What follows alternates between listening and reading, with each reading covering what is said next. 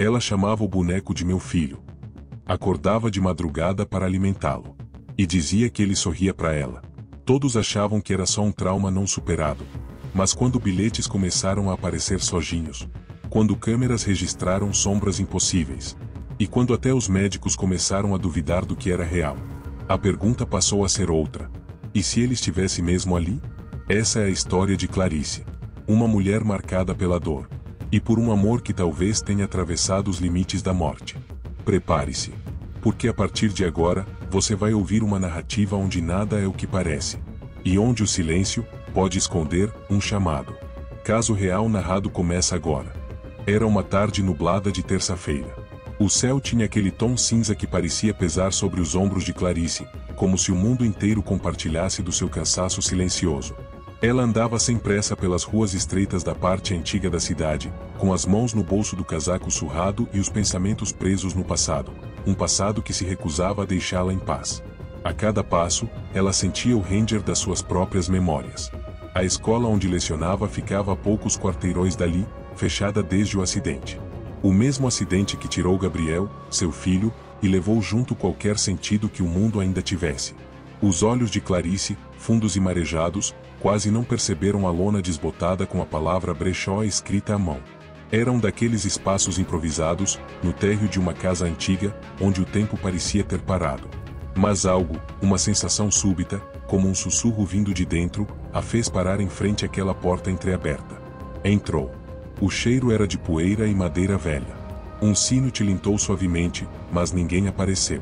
Clarice andou entre as prateleiras, passando por livros, roupas de bebê, bichos de pelúcia empoeirados, até que parou. No fundo da sala, sobre uma cadeira de balanço, havia um bebê. Ou quase isso. Um bebê reborn. Incrivelmente realista. Pele levemente rosada, cílios minuciosamente costurados, cabelo fino e castanho claro. As mãos eram tão detalhadas que Clarice jurava ver veias sob a pele. Ele estava envolto em um cobertor azul claro e usava uma touquinha bordada com a letra G. Clarice sentiu o chão sumir sob os pés. Gabriel. Ela deu um passo à frente, como se puxada por algo invisível. Pegou o boneco no colo com uma lentidão reverente. O peso era exato. Como se tivesse sido feito sob medida para seus braços cansados. Havia uma etiqueta pendurada na manta. Estava escrita à mão, em caligrafia antiga. Para quem perdeu o que jamais deveria perder. Clarice não ouviu ninguém se aproximar, mas quando se virou, um senhor magro e calvo, de olhos muito escuros, estava ali, parado atrás do balcão. Não precisa pagar, disse ele, com voz suave demais. Ele é seu agora. Ela tentou responder, mas a garganta fechou. Apenas segurou o rebor com mais força. Sentiu o cheiro suave de talco. Por um momento, um segundo apenas, jurou sentir um calor, como se o boneco respirasse. Saiu do brechó com passos lentos, sem olhar para trás. O céu estava ainda mais cinzento, mas algo dentro dela estava diferente. Em casa, naquela noite, Clarice deitou o boneco no antigo berço de Gabriel. Arrumou as cobertas. Cantou a mesma canção de ninar que costumava cantar anos atrás. E então sussurrou, com um nó na garganta. Mamãe está aqui, meu amor. Do lado de fora da janela, o vento soprou forte. E no silêncio que se seguiu, ela jurou ouvir uma respiração, que não era a sua. Clarice acordou no meio da noite. Não sabia exatamente por quê. O relógio na parede marcava 3h17.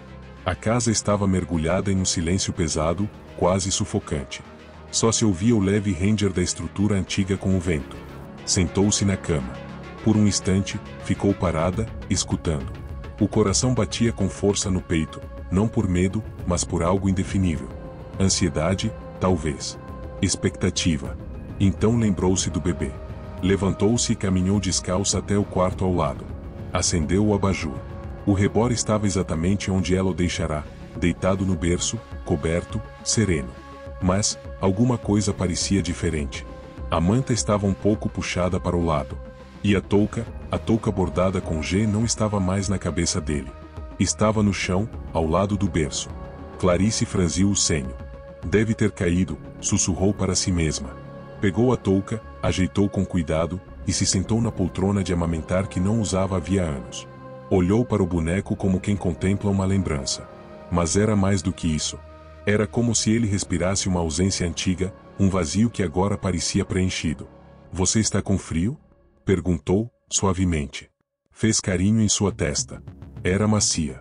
Quase quente. Ela se assustou com o próprio pensamento, mas não quis questionar. Não queria quebrar aquela ilusão, aquele instante. Dormiu na poltrona, com a cabeça tombada para o lado. Ao amanhecer, acordou com um barulho vindo da cozinha. Uma batida seca.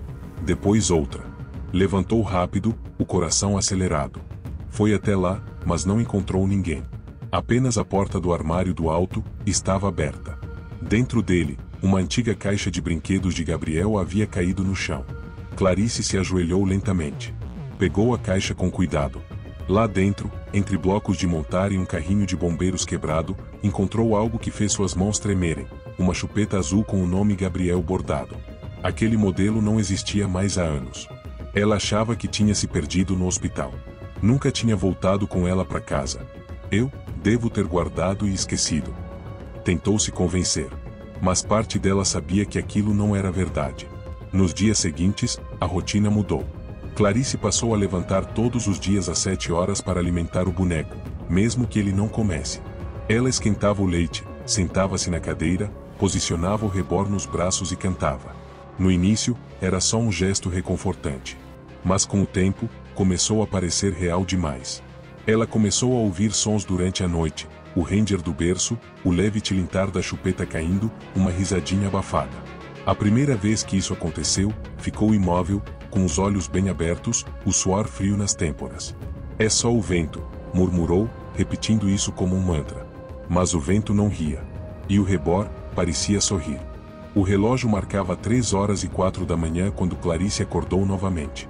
Dessa vez, não foi um barulho que a despertou. Foi uma sensação. Como se algo estivesse chamando por ela. Um puxão invisível que começava no peito e terminava no fundo da alma. Ela permaneceu deitada, olhos abertos, tentando entender o que sentia. E então ouviu. Fraco. Quase inaudível. Um sussurro que parecia vir do quarto ao lado. Mamãe. Clarice sentou-se com um sobressalto, o coração martelando nas costelas. Ficou escutando por alguns segundos. Nada. Apenas o silêncio espesso da madrugada. Levantou-se devagar e atravessou o corredor. A madeira do piso rangia sob seus pés. Ao abrir a porta do antigo quarto de Gabriel, viu o rebor no berço. Imóvel. Como sempre. Os olhos fechados. A manta dobrada com perfeição. Mas o ar parecia diferente. Mais frio. Mais denso. Ela se aproximou. Foi você? Sussurrou, com um sorriso contido, como se estivesse brincando. Nada. Ficou alguns minutos ali, observando, depois voltou para o quarto. Deitou-se, mas não dormiu mais. Na noite seguinte, aconteceu de novo. Mamãe, tô com frio. A voz vinha baixa, abafada. Como se estivesse do outro lado de uma parede. Ou de dentro de um sonho. Clarice correu até o berço. As cobertas estavam no chão. Quem? Ela começou, mas parou. Seu corpo tremia levemente, mas seus olhos brilhavam. Era medo? Ou era uma esperança insana de que aquilo pudesse ser verdade? Ela pegou o rebor nos braços, o envolveu com um cobertor e começou a niná-lo. Está tudo bem, a mamãe está aqui, a mamãe nunca mais vai te deixar sozinho. Foi nesse instante que ouviu o som. Um estalo seco. Virou-se para a cômoda, a gaveta estava aberta. Dentro, um desenho infantil que ela não via há anos. Gabriel havia feito com 3 anos. Um sol, uma casa, e uma mulher segurando um bebê. No canto da folha, rabiscado em lápis grosso. Mamãe me achou. Clarice levou as mãos à boca. As lágrimas vieram como um rompimento. Ela não lembrava de ter guardado aquele desenho. Jurava que havia sido levado com os pertences do hospital. Pegou o papel com mãos trêmulas. Sentiu um cheiro familiar, um leve aroma de talco infantil. Sentou-se no chão e abraçou o boneco com força. Era só um boneco. Era. Mas naquele instante, ele era Gabriel. Nos dias seguintes, as vozes continuaram. Sempre às 3 horas. Sempre chamando. Mamãe. Tá escuro aqui. Eu tô com você. Clarice começou a anotar tudo em um caderno antigo. As frases, os horários, as sensações. O mais estranho? Algumas das frases ela reconhecia. Eram coisas que Gabriel dizia antes de dormir, quando era vivo. Ela começou a deixar luzes acesas à noite. E no fundo, começou a se perguntar: será que ele está mesmo tentando voltar, por mim? O som era sutil, mas inconfundível. Uma caixinha de música tocava uma melodia infantil, repetitiva, em tom melancólico. Lúcia ficou parada na porta da casa por alguns segundos, incerta se deveria tocar a campainha ou simplesmente entrar. Havia anos que não visitava a irmã. Não depois da última discussão. Não depois que Clarice gritou, em prantos, que ninguém a entendia, que ninguém sentia como ela. Mas agora estava ali. Empurrada pela preocupação e pelas mensagens desencontradas dos vizinhos, barulhos estranhos, janelas trancadas o tempo todo, luzes acesas durante a madrugada. Tocou a campainha. Nenhuma resposta. Empurrou a porta com cuidado. Estava destrancada. Clarice? Chamou. Sou eu, a Lu. A casa estava diferente. Não suja, mas desorganizada de um jeito peculiar. Como se alguém tivesse arrumado tudo, para alguém. Havia fraldas dobradas sobre o sofá, mamadeira seca sobre a pia. E uma garrafa térmica com leite morno sobre a mesa. Lúcia avançou devagar, sentindo o estômago apertar. Quando chegou ao quarto de Gabriel, agora transformado novamente em um quarto de bebê, a cena a paralisou. Clarice estava sentada na poltrona, com o rebor nos braços. Cantava baixinho. Os olhos estavam fechados, como se estivesse em transe. Clarice? A irmã abriu os olhos lentamente. Sorriu. SHH, ele acabou de dormir. Lúcia ficou em silêncio por alguns segundos. Observou o boneco. Incrivelmente realista. Os detalhes do rosto, as mãos minúsculas, a roupinha azul com o nome Gabriel bordado. A irmã o segurava como se fosse carne e osso. Clarice, desde quando você tem ele? Desde que encontrei, disse ela, com voz calma. Ele estava esperando por mim. Eu sei disso agora. Lúcia se aproximou com cautela. Irmã, você sabe que isso é um boneco, não sabe? Clarice olhou para ela por um longo tempo. Um silêncio duro pairou entre as duas. Ele me chama de mamãe. Toda noite. Às 3 horas. Ele está voltando, Lúcia, ele está tentando voltar. Clarice, você precisa de ajuda. Isso não é saudável. Não é real. Clarice se levantou lentamente. Você não perdeu um filho, Lúcia. Não sabe o que é isso. Não pode me dizer o que é ou não é real. Alguns laços não precisam de vida para existirem. A frase ecoou como um mantra. Como uma verdade inquebrável na mente de Clarice. Lúcia sentiu um calafrio percorrer sua espinha. Você tem dormido? Dormido? Clarice riu baixo. Como posso dormir com ele acordando de hora em hora? Naquela noite, Lúcia dormiu no sofá, desconfiada, angustiada. Ouviu passos durante a madrugada. Risos abafados. E às 3 horas em ponto, ouviu também. Mamãe. Levantou-se com o coração disparado. Correu até o quarto. Clarice estava de pé, de costas, parada no canto do quarto, balançando o berço suavemente. Quando Lúcia a chamou, Clarice virou-se devagar. Estava sorrindo, chorando e sussurrando. Ele me perdoou, Lúcia, ele me perdoou. Os dias seguintes à visita de Lúcia passaram como neblina. Clarice acordava, aquecia o leite, embalava o bebê, limpava fraldas, mesmo que estivessem sempre limpas, e cantava. As músicas de ninar ecoavam pela casa com uma frequência quase ritualística, preenchendo os silêncios profundos com uma doçura inquietante. Ela parou de abrir as janelas. A luz natural a incomodava. Preferia as lâmpadas amareladas da casa, que criavam sombras suaves e a ilusão de um tempo que não passava. O telefone tocava às vezes. Ela deixava tocar. Batidas na porta vinham de vez em quando. Ela não atendia. Lúcia mandava mensagens. Nenhuma era lida. Clarice estava completamente dedicada a Gabriel. A nova versão dele. A única que não a julgava, que não chorava de dor, que não sangrava na memória. Naquela tarde, ela encontrou algo estranho. Estava reorganizando o armário antigo quando descobriu, entre os álbuns de família, uma carta. Não lembrava de ter escrito, mas a caligrafia era dela. Mamãe nunca mais vai te deixar cair. Eu prometo. Eu te amo mais do que tudo. O papel estava dobrado ao lado de um par de sapatinhos, os mesmos que Gabriel usava no dia do acidente. Clarice levou a carta ao peito e ficou ali, ajoelhada no chão por minutos. Chorou em silêncio, os olhos fixos no nada. Mais tarde, à noite, algo a fez parar. Enquanto embalava o rebor, sentiu um leve movimento. Como se o boneco tivesse mexido os dedos. Foi reflexo, disse a si mesma, tentando manter a lógica. Mas seu corpo não acreditava. Seu corpo sabia o que sentiu. Naquela mesma noite, às 3 horas, acordou com um som de passos, no corredor. Pegou o celular e verificou as câmeras de segurança internas, instaladas por Lúcia anos antes. O vídeo mostrava o corredor vazio. Mas, por um segundo, apenas um segundo, a porta do quarto se abriu sozinha. Clarice pausou o vídeo. Olhou de novo. Nada. Talvez o vento. Talvez uma falha na gravação.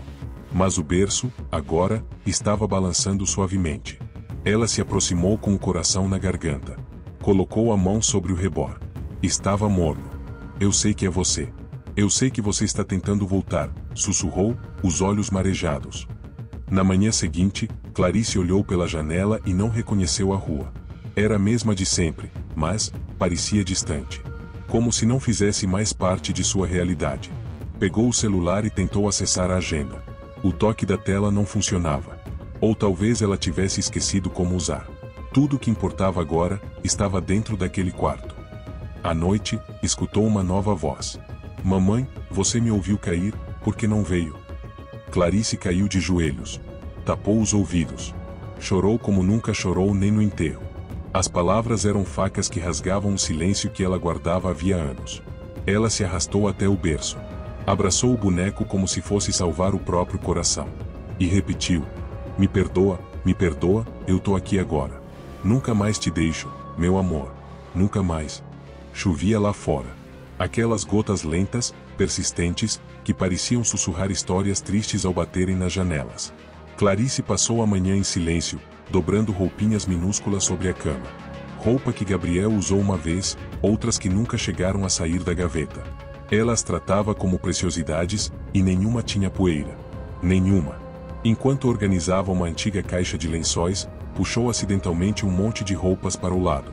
Foi aí que viu um pedaço de papel, amarelado pelo tempo, colado com fita crepe na parte interna do armário. Devagar, ela se aproximou.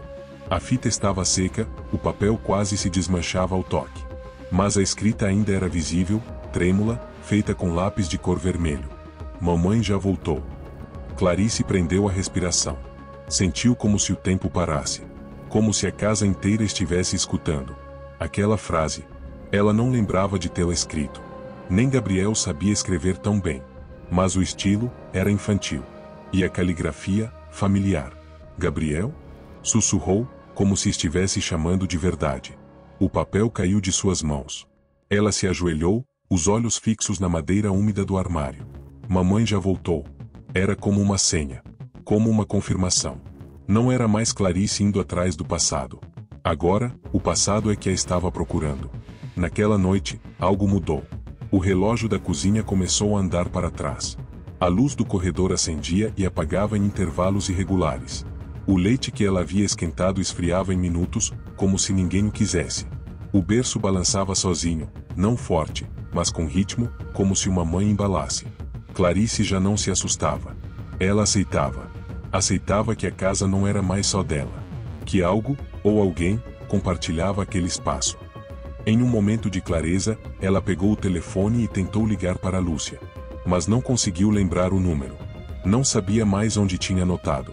O celular mostrava apenas o nome, chamada para casa. E a voz que atendeu do outro lado, era uma respiração. Fraca.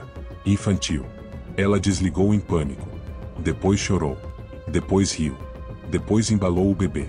O tempo começava a perder sentido. O calendário continuava na parede, mas ela já não marcava os dias. A última anotação feita no caderno dizia apenas: ele está se aproximando. Na madrugada seguinte, uma nova frase surgiu. Escrita na parede do quarto, com tinta azul claro, a mesma da chupeta bordada. A gente não precisa mais se esconder, mamãe.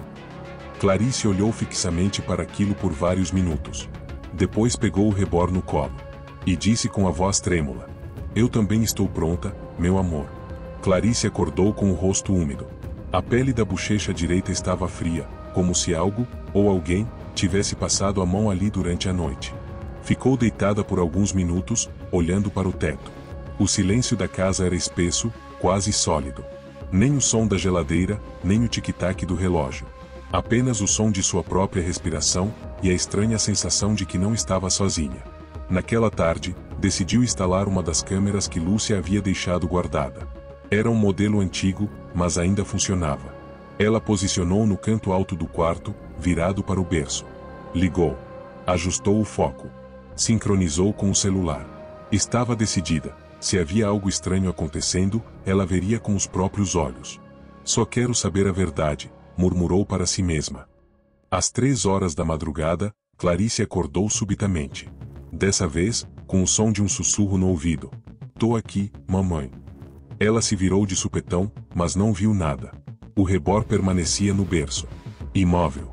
Mas havia uma marca na coberta, como se dedos minúsculos tivessem se pressionado ali. Clarice não se mexeu por alguns segundos. Apenas fechou os olhos e chorou. Por medo. Por saudade. Por não saber mais distinguir onde terminava o luto e começava a loucura. Na manhã seguinte, com as mãos trêmulas, acessou a gravação no celular. Avançou direto para o horário marcado, 2h59. Na tela, tudo parecia normal. Clarice dormia profundamente na poltrona, e o berço estava quieto. Mas então, aos 3h03, algo mudou. Uma sombra sutil apareceu no canto da tela. Pequena. Baixa. Movia-se com suavidade, como se estivesse descalça no chão de madeira. A sombra se aproximou do berço. Parou. E então, de forma quase imperceptível, o boneco virou o rosto alguns centímetros para o lado onde a sombra estava. Clarice, na gravação, dormia. A sombra caminhou até ela. E então, algo impossível. Uma pequena mão translúcida tocou seu rosto com delicadeza. A tela tremeu levemente. Um chiado sutil.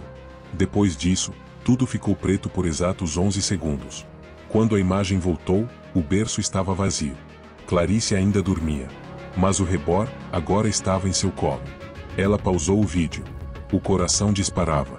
As mãos estavam geladas. Reviu. Voltou. Pausou. A cena era a mesma. Ela não conseguia respirar direito. Não sabia se estava feliz, com medo, ou completamente em colapso. Pegou o rebor nos braços. O abraçou com força. Você está tentando voltar mesmo, não é? Ela fechou os olhos e encostou o rosto na testa dele. Estava quente. Naquela noite, Clarice não instalou a câmera de novo. Ela não precisava mais de provas. Ela acreditava. A campainha tocou às 10 horas da manhã, pontual. Clarice, com olheiras profundas e os cabelos presos de qualquer jeito, espiou pela fresta da cortina.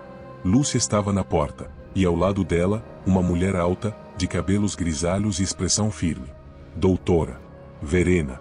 Psiquiatra experiente, acostumada com os silêncios pesados de quem sofre. Mas ao olhar para aquela casa, mesmo do lado de fora, algo em sua pele arrepiou. Sentiu um frio estranho subir pela nuca, como se estivesse prestes a cruzar uma linha invisível. Clarice abriu a porta com o rebor no colo. Bom dia, disse, com a voz calma demais. Ele ainda está dormindo. Vamos tentar não fazer barulho, tá? Verena trocou um olhar com Lúcia, que apenas assentiu em silêncio. Entraram. A casa estava limpa, mas tomada por objetos infantis. Fraldas organizadas, mantas dobradas com precisão, um prato infantil com restos de papinha sobre a mesa. Verena se apresentou, sentou-se na poltrona em frente a Clarice e começou a conversar. Clarice, sua irmã está preocupada. Você se afastou de tudo e de todos. Tem dormido pouco, comido pouco, e está com esse bebê o tempo todo. Podemos conversar sobre isso? Clarice alisava os cabelos do rebor com delicadeza. Não tirava os olhos dele. Ele precisa de mim. E eu, preciso dele. A senhora não entende, doutora. Ele voltou. Ele está aqui. Verena inclinou o corpo para frente, com cuidado. Esse bebê é um objeto, Clarice. Muito realista, sim, mas ele não está vivo. Eu sei o que estão tentando fazer, disse Clarice, com um sorriso quase triste. Mas vocês chegaram tarde. Ele já voltou. Ele fala comigo, doutora. Ele lembra das músicas, das histórias, ele lembra do cheiro da nossa casa. Ele está aqui, mesmo que ninguém veja. Doutora. Verena cruzou as pernas, tentando manter o tom neutro. Clarice, e se tudo isso for uma forma que sua mente encontrou de lidar com a dor? Você já pensou nisso? Clarice levantou o olhar. Pela primeira vez desde que a médica entrou, seus olhos estavam frios. Claros. Assustadoramente lúcidos.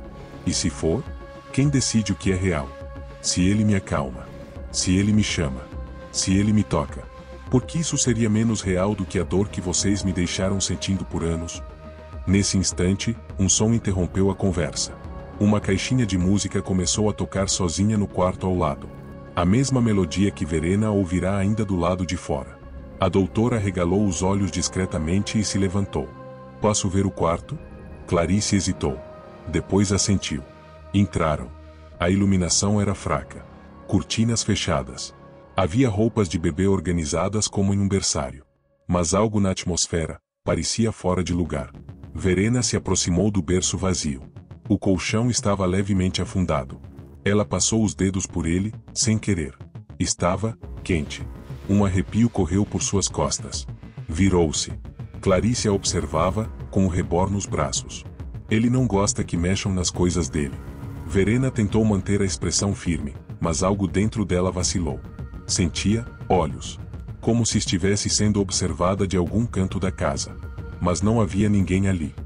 Na saída, Lúcia a acompanhou até o carro. E então? Perguntou, aflita. Verena fechou a porta do carro devagar. Ela precisa de internação. Urgente. Mas, fez uma pausa, eu não sei explicar. A sensação dentro daquela casa, havia algo errado. Muito errado. Não só com Clarice. Com o ambiente. Lúcia ficou em silêncio. O céu escurecia. Dentro da casa, Clarice embalava o rebor e cantava. A mamãe te protege, a mamãe não deixa ninguém te tirar de mim. Era fim de tarde quando a ambulância estacionou discretamente em frente à casa. 2 profissionais de saúde mental, uma assistente social e Lúcia estavam ali. Todos sabiam que não seria fácil. Lúcia apertava os dedos uns contra os outros, inquieta. Tinha chorado a noite inteira após a visita da doutora Verena. Ela vai me odiar, sussurrou.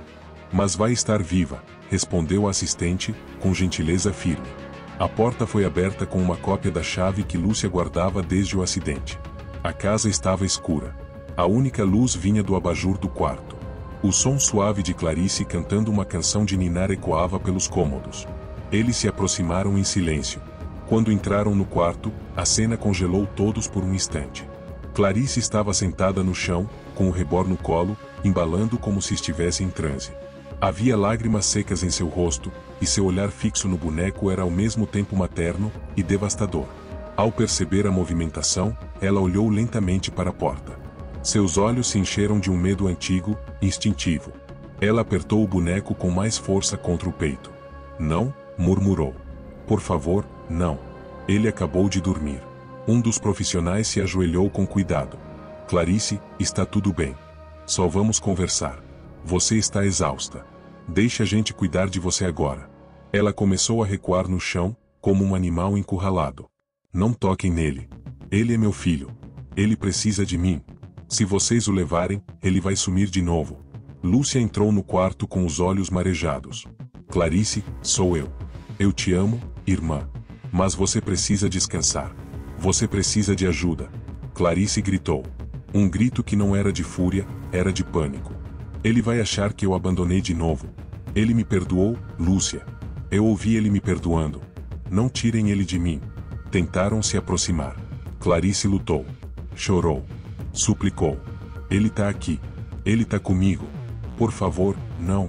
Ele é quente. Ele respira. Ele respira. O rebor caiu de seus braços durante a contenção. Bateu de leve no chão. Um som seco. Inofensivo. Mas quando a assistente o pegou, ficou imóvel. Está quente. Os demais a olharam. Ela tocou a parte de trás do boneco. Está quente como um bebê de verdade. Isso é. Mas ninguém disse mais nada. Clarice, agora contida e sedada, era levada pela maca com os olhos abertos, fixos no boneco. Seu último sussurro, antes de sair pela porta, foi um fiapo de voz que mal se ouvia. Cuida dele, ele chora quando sente minha falta. O rebor foi deixado sobre a poltrona. A casa ficou em silêncio. Mas às 3 horas em ponto daquela madrugada, a caixinha de música tocou sozinha. E o berço balançou. Sozinho. Clarice acordou em um lugar que não reconhecia. As paredes eram brancas. Sem quadros, sem janelas. Apenas uma cama com lençóis finos, uma cadeira de metal e uma pequena mesa com um copo d'água. Por alguns segundos, ela pensou que estivesse morta. Mas quando tentou se levantar e sentiu o peso no peito, a falta, a dor viva no lugar onde antes carregava Gabriel, percebeu, ainda estava viva. Viva, mas longe dele. Olhou para os braços vazios. A pele ainda trazia a lembrança do calor do rebor. A mente ainda ouvia o som da caixinha de música. O coração ainda chamava por ele. Gabriel? Disse, fraca. A porta rangeu. Uma enfermeira entrou, sem olhar diretamente para ela. Deixou uma bandeja com comida leve sobre a mesa e saiu. Clarice não comeu. Naquela noite, sozinha, pediu papel e caneta. Disseram que só seria possível com liberação médica. Ela esperou. Em silêncio. Dias talvez, o tempo já não fazia sentido. Até que um dia, ao acordar, encontrou um caderno simples sobre a mesa. Sem explicações. Começou a escrever. Querido Gabriel. Me perdoa por não ter conseguido te proteger. Me perdoa por ter deixado te levarem de novo. Eu continuo aqui, filho. Continuo ouvindo sua voz. A mamãe não esqueceu de nada. Nem do som da sua risada, nem do seu cheirinho de talco. Ontem à noite, eu sonhei com você. Você estava me chamando. Disse que estava com frio. Eu tentei te alcançar, mas acordei. Estou deixando essa carta aqui. Se você vier me visitar, quero que saiba, eu continuo te esperando. Sempre. Ela dobrou a folha e a colocou sob o travesseiro. Foi dormir chorando. Na manhã seguinte, a folha não estava mais lá. Nos dias seguintes, Clarice escreveu outras cartas. Algumas ela escondia no colchão. Outras, sob a bandeja da comida. E sempre, sempre desapareciam. Ela perguntou à enfermeira, mas recebeu apenas um olhar vago. Ninguém entra aqui durante a noite, senhora Clarice. Só eu. E eu não peguei nada. Clarice sorriu.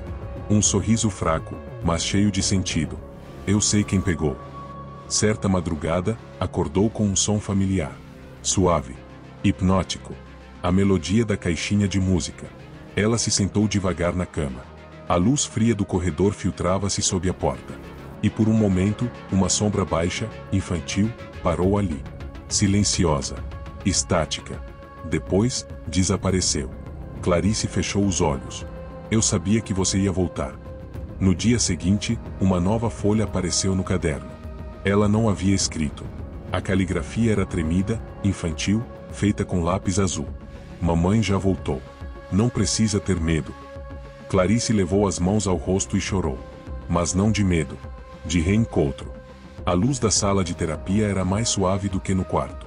Havia uma planta em um canto, uma poltrona confortável e um gravador sobre a mesa.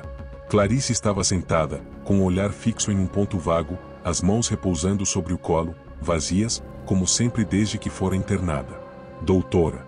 Verena sentou-se diante dela com uma pasta nos joelhos. Já haviam se encontrado 2 vezes naquela semana. Clarice, na maioria do tempo, permanecia em silêncio, ou escrevia no caderno que agora levava para todo lado. Mas naquele dia, algo estava diferente. Como você está hoje, Clarice? Perguntou a médica, com a voz calma. Clarice respirou fundo. Ele esteve aqui. De novo. Verena não contestou. Apenas esperou. Ele me escreveu, doutora. Pegou minhas cartas. E escreveu de volta. A letra era dele. Era a mesma letra dos primeiros rabiscos que fez quando tinha 4 anos. Verena fez uma anotação rápida. Clarice, você se lembra do que aconteceu no dia do acidente? A pergunta caiu como uma pedra no silêncio. Clarice abaixou os olhos. Os lábios tremeram. Depois, começou a falar. Era uma sexta-feira. Estava chovendo. Eu deixei a banheira enchendo e fui atender o telefone. Errei. Eu devia ter voltado mais rápido. Quando voltei, ele já estava debaixo d'água. Em silêncio.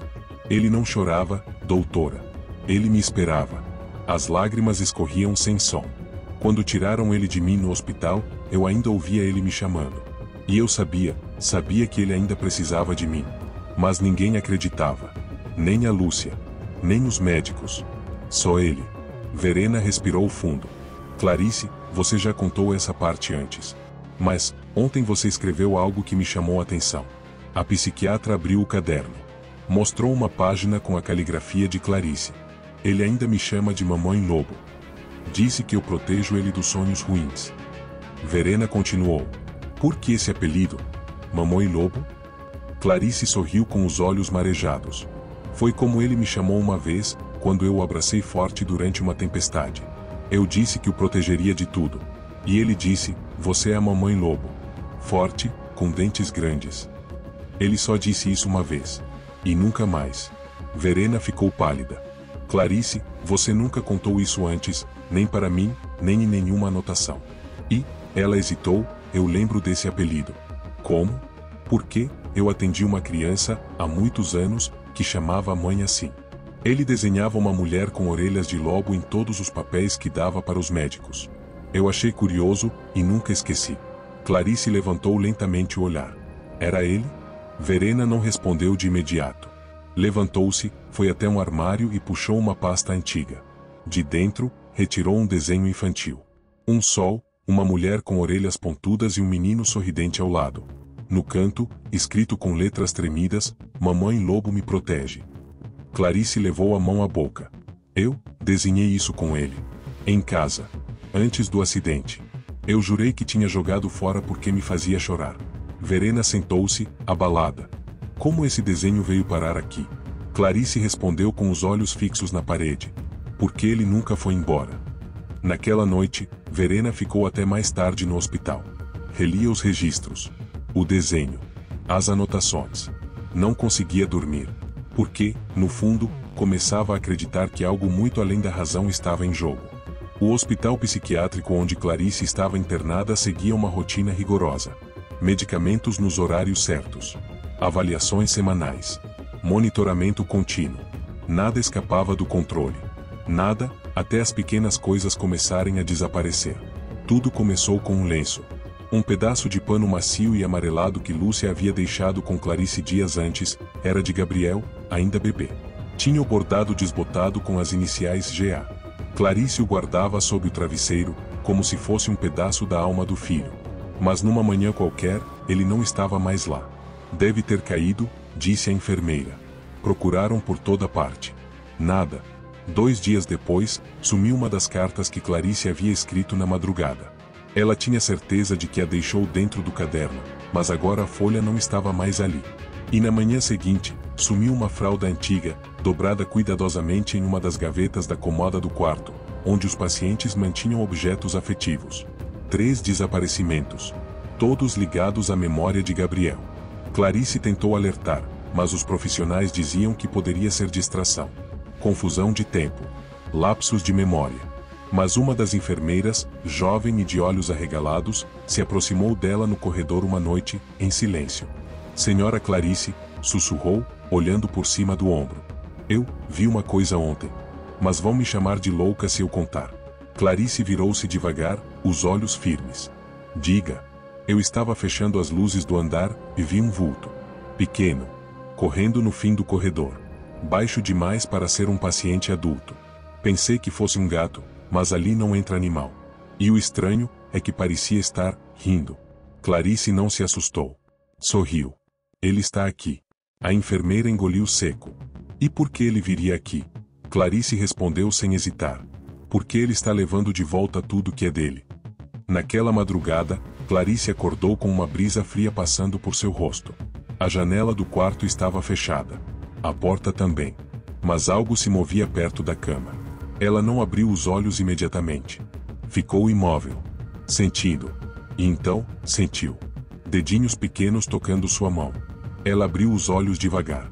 Não viu ninguém. Mas o caderno estava aberto sobre o peito. E na primeira página, escrito com letras trêmulas infantis. Tô arrumando minhas coisinhas, mamãe. A gente vai embora logo. Clarice levou a mão à boca. Uma lágrima escorreu e caiu sobre o caderno, borrando parte da frase. Mas a mensagem já estava gravada.